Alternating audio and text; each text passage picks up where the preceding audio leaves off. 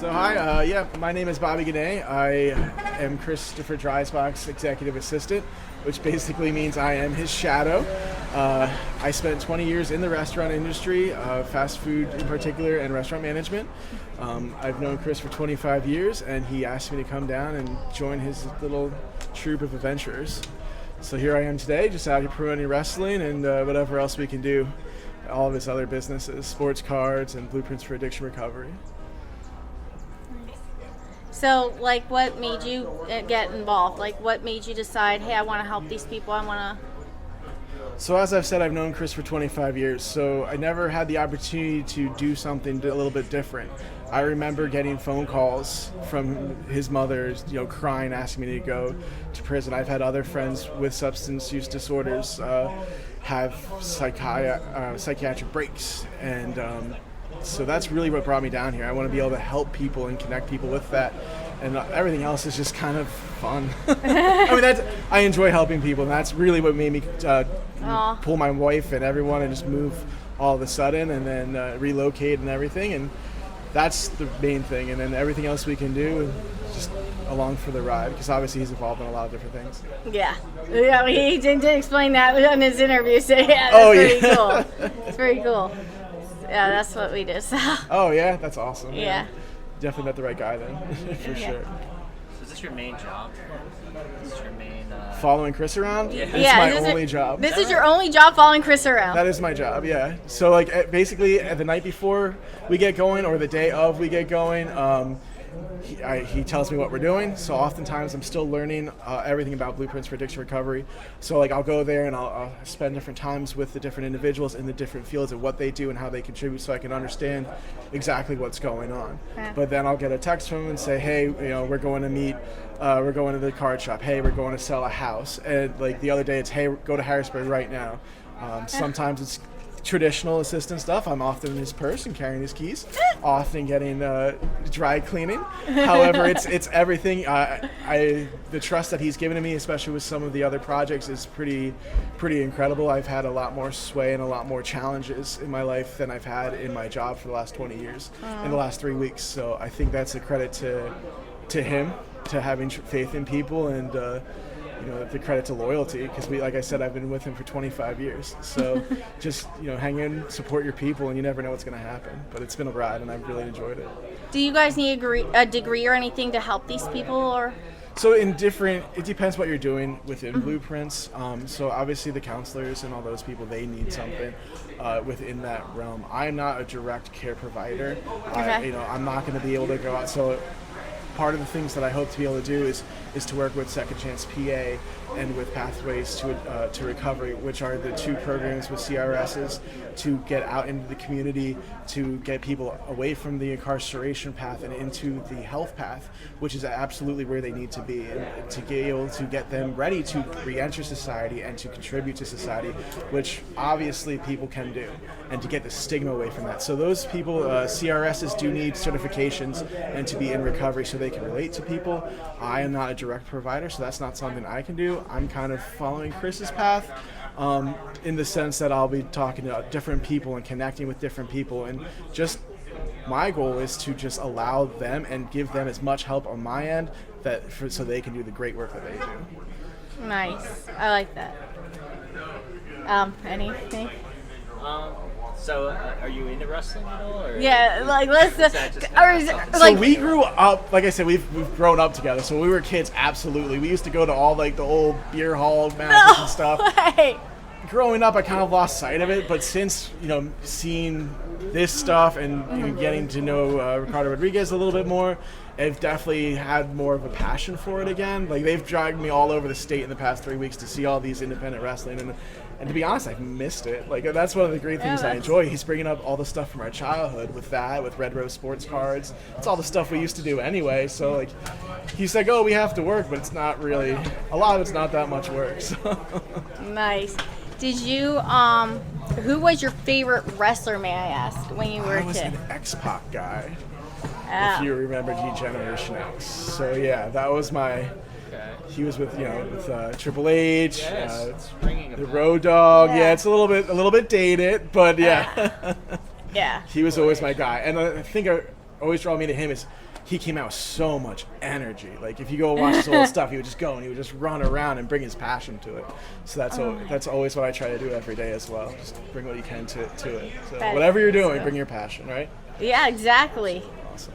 Because ours was like Jake the Snake and Hogan. And oh, so you're a little bit, okay, yeah. That's That was when I was young, yeah, okay. Yeah. Yeah. I was before my time a little bit. Oh.